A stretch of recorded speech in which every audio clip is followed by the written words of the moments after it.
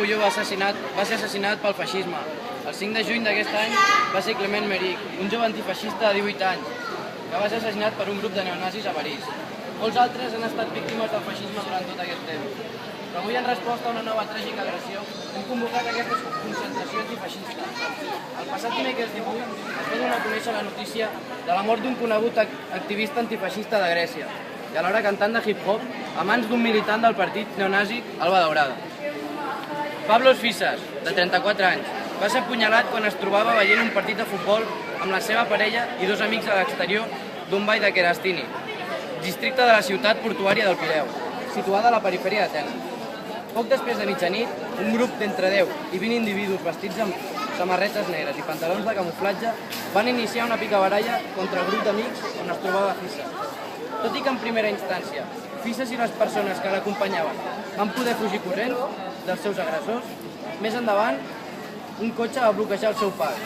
Va ser en aquell instant quan el conductor va abandonar el vehicle i es va acostar a la víctima clavant-li 3 ganivetades al pit. Fisas va ser traslladat urgentment a l'hospital Zània, però els doctors que el van atendre van confirmar la seva mort pocs minuts després als companys i familiars que s'esperaven al vestíbul de l'edifici. Abans de morir, però, fons policials van apuntar que la víctima havia pogut identificar l'autor de les ganivetades i els seus còmplices. Hores després del fet, va difondre's que la policia havia detingut un home de 45 anys com a presumpte autor material del crim. Els agents van trobar el ganivet amb el que s'havia executat l'assassinat i el presumpte assassí va confessar els seus vincles amb el partit neonazi Alba Daurada. Durant el matí, 2 oficines d'aquest partit feixista, responsable de múltiples agressions a persones migrades i militants d'esquerres de la ciutat d'Atenes, van ser registrades mentre el portaveu del partit del Parlament grec, Ilias Kasidiaris, es va afanyar a desmentir qualsevol tipus de connexió entre Alba Daurada i l'assassinat de Pablos Fisas.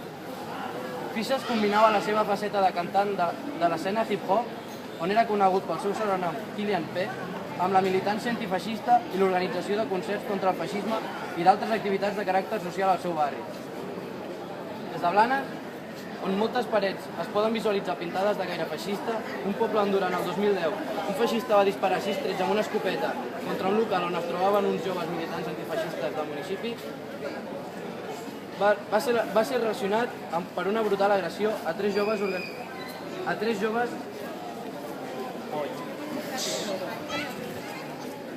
va ser relacionat amb la brutal agressió a 3 joves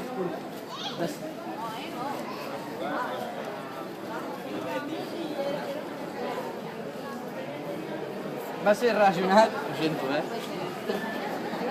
amb la brutal agressió a 3 joves per 16 neonazis més l'any passat a Manresa.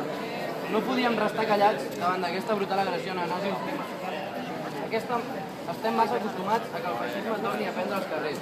Plataforma per Catalunya, els militants d'Alba Daurada i el casal nazi Tramuntana s'han vist en aquests últims dies fent un correbars i l'agressió feixista a Madrid el passat 11 de setembre i els homenatges a la divisió blava a càrrec de la delegada del govern espanyol de Catalunya. Darrerament, l'obertura dels consulats per part del govern argentí per recollir denúncies contra el franquisme evidencien de nou que la mal anomenada transició va ser res més que per netejar cara d'aquells que es van negar a la llibertat durant 40 anys i avui en dia continuen fent-ho. Hi ha una part del país, el País Valencià, la situació encara és més preocupant.